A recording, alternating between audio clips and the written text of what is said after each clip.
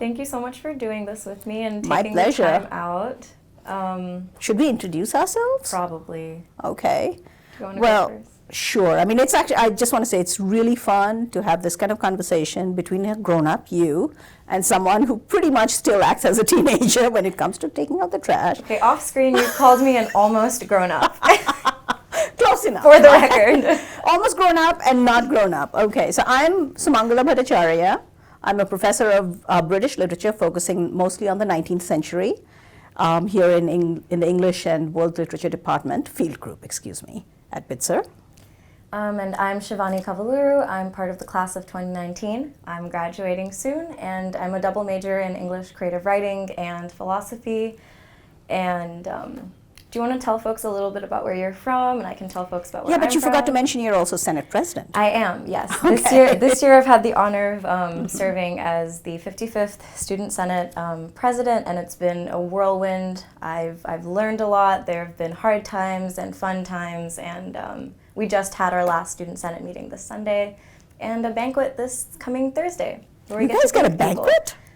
I set one up. It was Good pretty for easy. you. Yeah. Good for you. I asked Vanya, Cindy, and everyone, and they're all being very helpful. So. Well, that sounds very Indian somehow, right? Finish with food and festivities. Yeah, we like feeding people in Indian culture. So I'm originally from India, from Calcutta, Bengali. So we love our sweets and sad songs, often together. What about you? That's a mood. I'm a bit of a human ping pong ball. Mm-hmm. So I was born in Hyderabad, India. My family's from a village called Tatakuntla. Mm-hmm. And I moved to the United States when I think I was about 2, as far as my 2-year-old impeccable memory serves. And then I did elementary school in the United States, but my middle school and freshman year of high school to the very beginning of 10th grade was actually all in India. Wow, that's hard. Yeah. I studied in an international school there, and then I dropped in the middle of high school in California again, and I finished it up. And then I was at Pitzer, and the rest is history. Okay, or will be soon. So we were talking earlier, before all this started, about canonical literature, me being British literature and all. Right. And you had actually opened the discussion by asking why, well, actually explain what you had in mind. It was a really interesting question. So, taking classes with you and Professor Harris, Lit Theory, I took another class about African American literature with Professor Harris, and I just kept wondering, especially when it came to the Norton Anthology, it was pretty evident to me why the canonical Norton Anthology was obviously filled with either, white men or white women, because that is very logically how the worlds seemed to work back then. Of course they were in the Norton Anthology. However, in my class with Professor Harris, we also read the African American Norton Anthology. And then I began to wonder, would there be like a South Asian woman Norton Anthology? Would there be, one for every different kind of intersection and identity, or should we just all fight for a place in the canonical Norton Anthology? Do we need these separate titles? Can Norton include us, include people of color, include women of color into the next and next volumes of the Norton Anthology? And does it tokenize or take away from the Norton Anthology's purpose maybe of including all these diverse voices by giving us all these separate little sections? And I'm just curious what you think about that. Well, first of all, I want to clarify something. You're talking about the Norton Anthology of American Literature. Correct. Right? And it's an important clarification, because American literature by definition, especially the 20th century, and especially I would say post-Reconstruction era American literature, has been multicultural. So to have a standard Norton Anthology of American literature that excludes the multicultural and creates a white canon is by itself an act of violence, right? An act of violence that doesn't seem violent because it felt naturalized. That's a different thing from thinking about the multiplicity of writers in different languages who are writing all around the world, maybe at the same time as the period covered in certain parts of the Norton Anthology, right? In British literature, which is my area, most of it is going to be white. because that's just what was there, right? But that doesn't mean that there weren't writers in India, in Africa, who were writing in vernacular traditions, and by writing I mean oral composition and the whole range of it. Right. But those wouldn't be included. That would be wrong to forcibly include that in a Norton anthology that says, this is the Norton anthology of British literature or whatever, because that's a different tradition with different contexts, with different histories, all of that. When I teach Dickens, I embed Dickens in the Victorian literature and the Victorian culture. If I were to teach an Indian, South Asian Indian, or an African writer and not do the same thing, I would feel that was wrong. If I wrenched them out of that historical context and I say, hey, that's a person of color that is important for me to teach because I want to teach a person of color, well, I'm satisfying my liberal guilt, but I'm doing an injustice to the richness of the cultural, historical, literary traditions that writer could be emplaced in.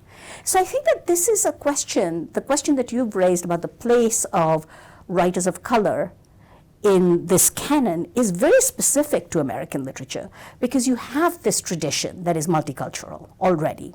I also want to say that it's actually amazing what has happened in the way English literature gets taught in universities, that we are actually outraged and questioning the canon in this kind of way. That's a relatively recent development, I would say. By relatively recent, I mean, the last 30 years, which I know probably doesn't seem that recent to you. So I hope that sort of, I don't think we need to wait for Norton to acknowledge the fact that there are all these writers out there who are writing this stuff. What we do need is for us to go out there and read them. Yeah. Right? One other thing I will say, I know I want to be mindful of time, but one other thing I do want to say, though, is that when you read important literary writers, women writers of color, for instance, it is important to recognize what they were reading as their as the writing that influenced them. So someone like Jhumpa Lahiri, right, or Divakaruni, they were Renaissance scholars. And their writing, as much as it's embedded in the here and now of the Indian immigrant experience, harks back to this tradition of, again, a very Eurocentric literature that nevertheless influenced us. We can't run away from history. We're products, you and I, right? We're products of the geopolitical, colonial past. We can't really ignore that.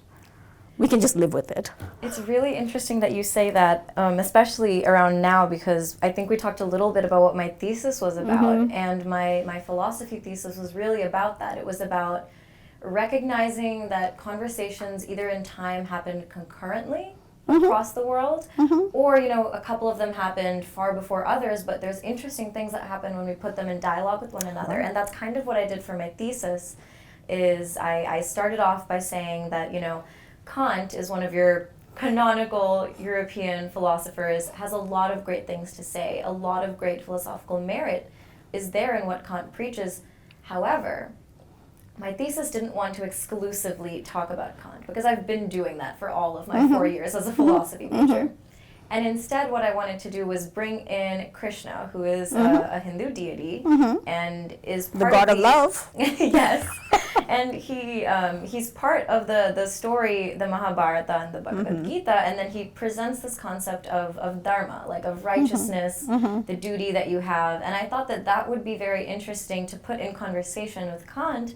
And lo and behold, I've learned so much through however many pages I wrote. I think it's 50 or 60 at this point. And there were a lot of interesting things that came out of that. And I think what was interesting to me is that's not something that I've done frequently as a philosophy major. I think I seldom look at other philosophers outside of the canon, and doing this thesis outside of the Western canon. Outside of the Western canon, and doing that really excited me. And I don't think I ever really bring in stories from people of color, from cultures of color, because they're cultures of color, I bring them in because they equally have Well, don't call them cultures of color. They're global cultures. Global cultures. This is, I think to call them cultures of color is, again, a very U.S. American thing. Totally. At least it seems no, so it's to not me. like that in India at all. I agree Right? with you. But Yeah. I'm just thinking that if you focus on the 18th century, which is where your thesis is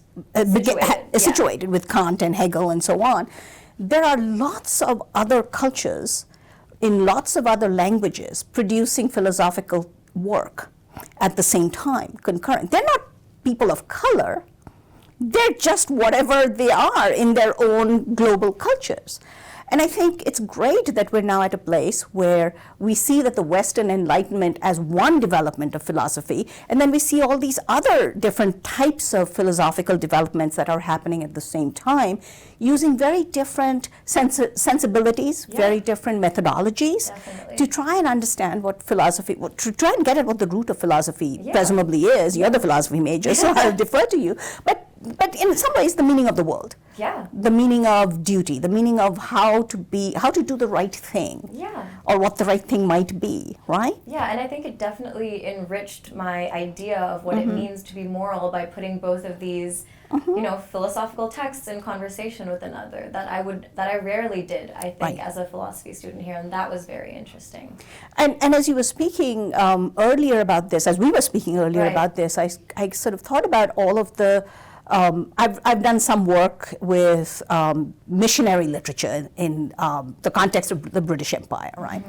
And I was mindful of the puzzlement, the bewilderment of missionaries in India who encountered a religion, Hinduism, where you didn't at the time have this kind of rigid idea of one way to practice, of a holy book, of a God that is the one right God. Yeah. We're kind of we as Hindus are, I was at least raised in a Hindu family. Me too. So whatever that means, right? Yeah. But the thing is, there really isn't a very clear definition of what it means to be a Hindu. It's kind of like anything goes. We're not monotheistic. Yeah. If you worship something and it's working for you, hey, that's a God, let's include that. Yeah. And so the missionaries who were coming to this culture to try and save the heathens were really sort of puzzled by people kind of being very warm and embracing about it. Oh, Jesus, that sounds cool. It's kind of like Krishna, God of love,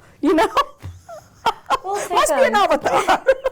We'll take him. We'll bring him into the fold. Yeah, Hinduism does do that a lot. It's just very, very open-ended, I think, because of the polytheistic nature of it. But wouldn't it be interesting to think about not so much the religion versus religion part of it, but the philosophy that undergirds that kind of openness to the universe, with a philosophy, with the Western Enlightenment philosophy that is all about testing and finding the empirical methods to finding the right path, the right truth, and so on. The clash of that, the historical geopolitical intersection of that, that's how modernity comes. That's where modernity is born, God, right? Yes. I took a class with Professor Alwashaw and Andre Wakefield about modernity, and that just made me think of that, because we did talk about that. And it was very similar, actually, to the Thursday evening, 7 p.m. to 10 p.m. You're never going to class live that you down. made me take, where we talked about the palimpsest theory of cultures being... You wrote your paper on that, I remember. Yeah, the palimpsest theory, where cultures are in dialogue with one another and affect one another because we don't live in a vacuum. So it would be a fallacy to say that, things that are transcribed, that are read, that are moved, when texts are moved, like across continents, those are cultures reacting and reciprocating knowledge. So of course, it can't be in a vacuum, which I think is often how people end up talking about it, where they're like, these are all just, these texts from this group. And I'm like, well, they all were talking to one another. So I just wonder how intertwined some of our texts and how other texts affected other texts. I feel like we could talk about this forever. We could. And the thing about that is that, when we say intertwined, when we say talking to each other, that suggests that there was some equality, right? But by the 18th century, to going into the 19th century, the equality part of it had kind of dropped out. A geopolitical, historical moment had happened. And this has to do with the rise of Western imperialism. And that's a moment.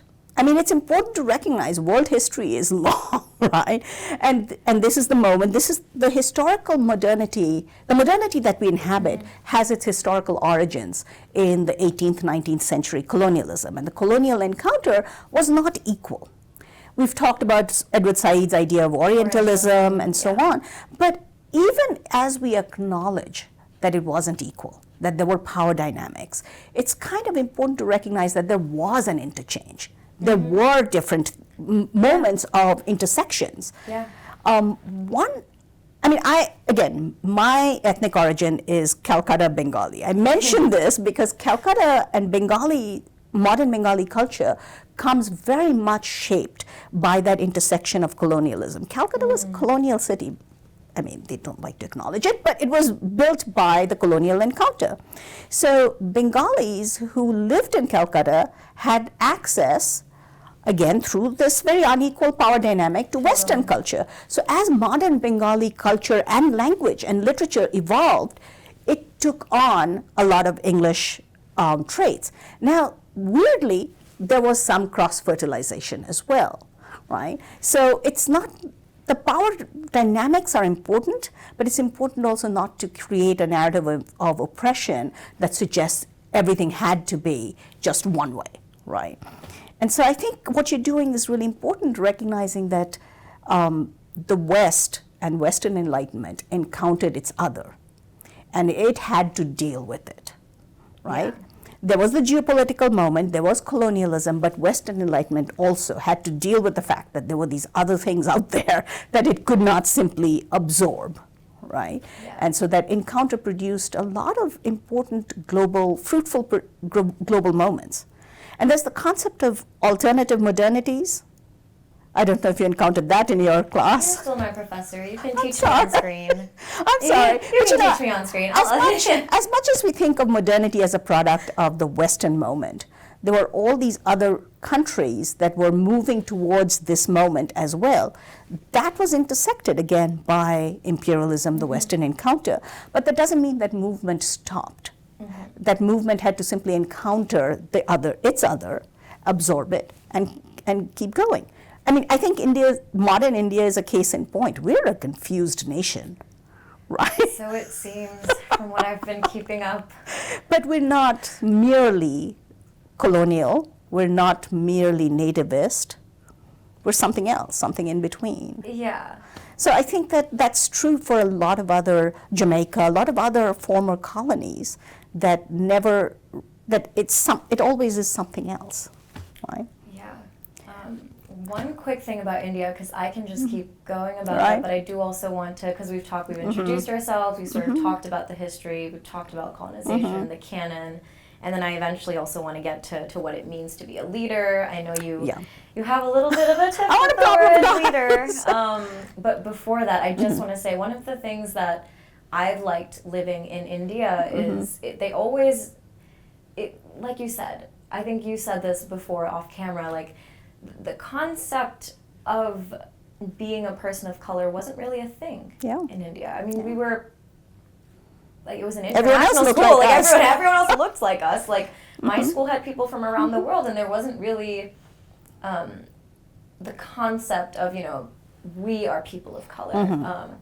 And I feel like India as a whole, at least as I grew up through it, always taught me that, there are so many diverse languages, cultures, religions, that our thing isn't that we have one thing, it's that we're all the things. And that seems kind of in line with, like, how you described Hinduism too, of like we are the product of our multiplicities, like everything that makes us up, and that's also how I think that's the kind of mentality that led me to write my thesis, where I was like, what else can I include in here? What else goes together? How are they cross-pollinated? Yeah. Yeah, I like that, but I also want to not romanticize that, right? Our multiplicities have led to a lot of divisive politics, right? And I worry about the sectarianism that I know I experienced growing up. And also, I worry about the fact that you and I have this idea of an India that is fairly secular and multiple, right, in its identity. But that's not where it's going anymore. Doesn't if we can be look political, like right? It doesn't look like it. We have a rising Hindu fundamentalism, which boggles my mind. How do you have Hinduism and fundamentalism? It seems like they're inconsistent. It's an oxymoron. It's an oxymoron. That's what I told my friend the other day. I was like, I don't know how these two things work together, but there seems to be a rise of that. Right. So.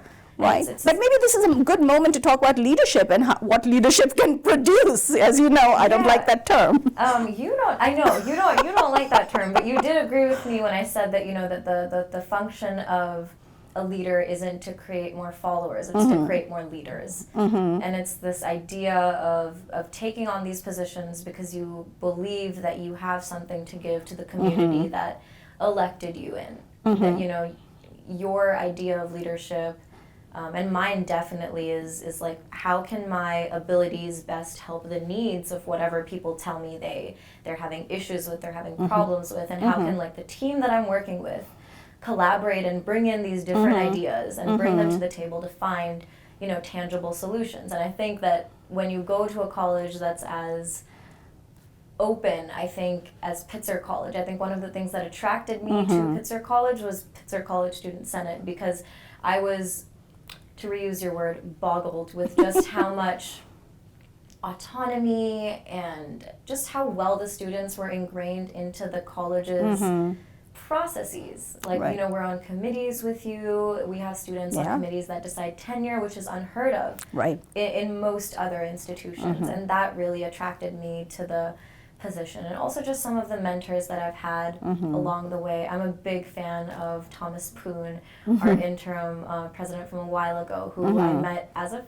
freshman, and he told me a lot of stuff about leadership.